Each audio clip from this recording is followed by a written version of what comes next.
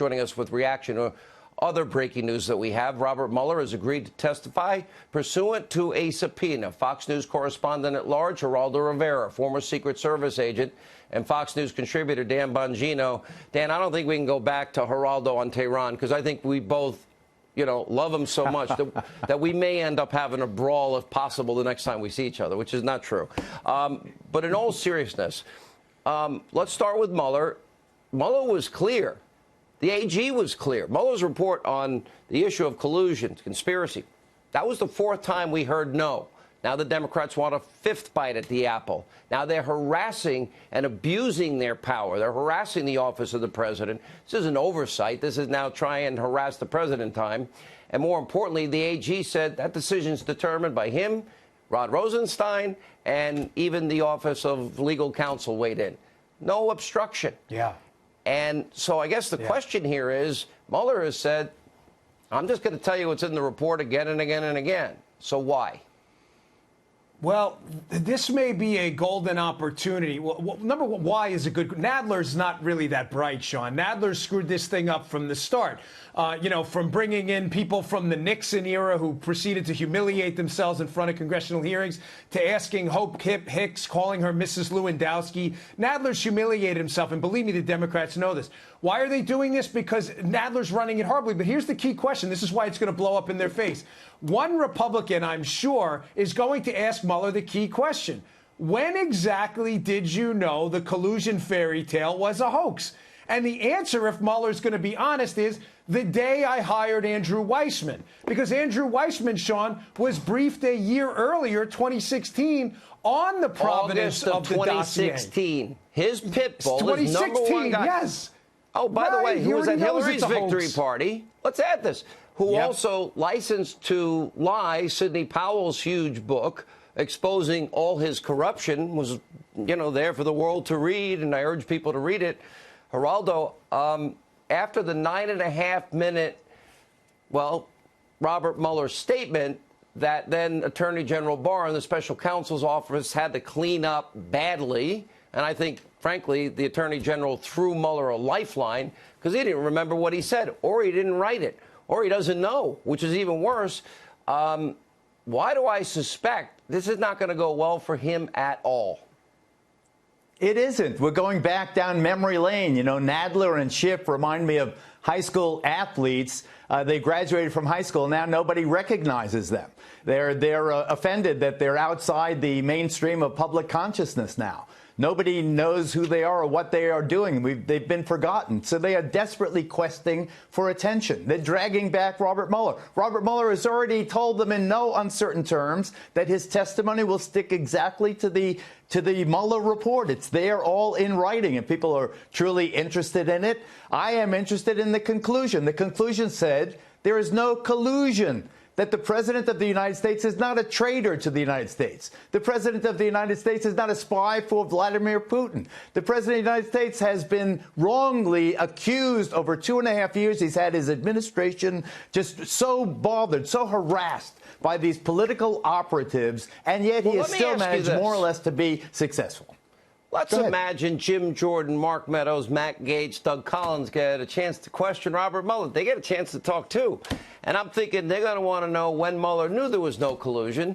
Then they're going to say, well, you had a broad mandate, Mr. Mueller. How did you have time for FARA violations, which are never invoked, and taxi medallions and loan applications, and tax violations? By the way, always pay your taxes. Don't lie on loan applications. We got it.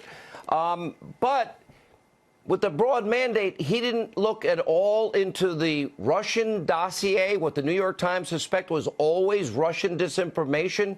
How does he answer legitimately that question? Because I don't think there's any good answer to that question. Yeah, there's no good answer, nor is there a good answer. Oh, I'm sorry, Dan. Go ahead. No, I just want to bring up this point. Remember, Mueller's hired in May of 2017, Sean. In July of 2017, Horowitz turns over to Mueller's team the Peter Strzok texts.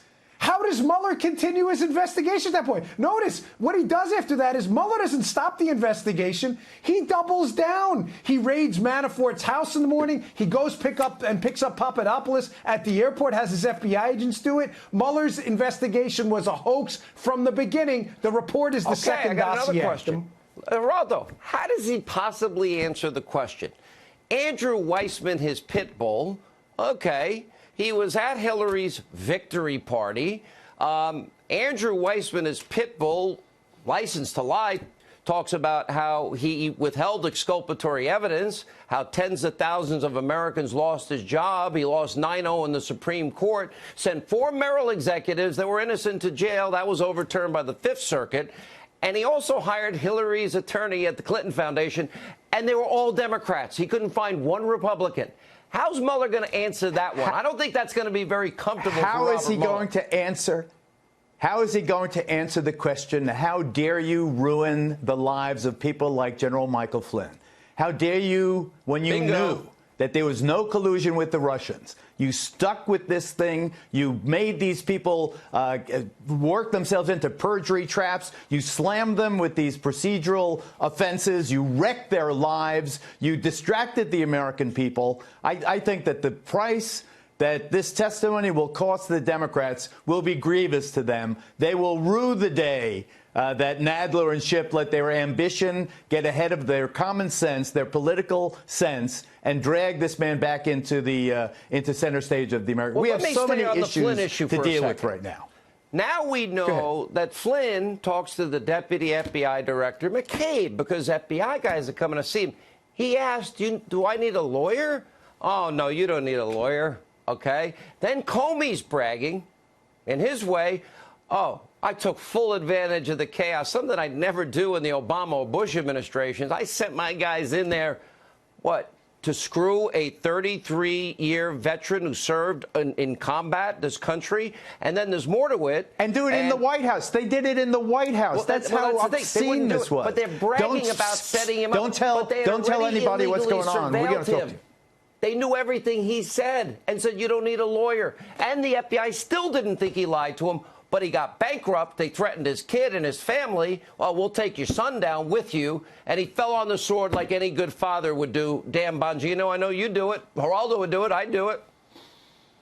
Yeah, and Sean, even worse, when you look at Peter Strzok's texts from the day that Lindsey Graham asked Sally Yates and Jim Clapper about the unmasking of Flynn, Peter Strzok in his text to Lisa Page says, hey, this unmasking thing is the incorrect narrative.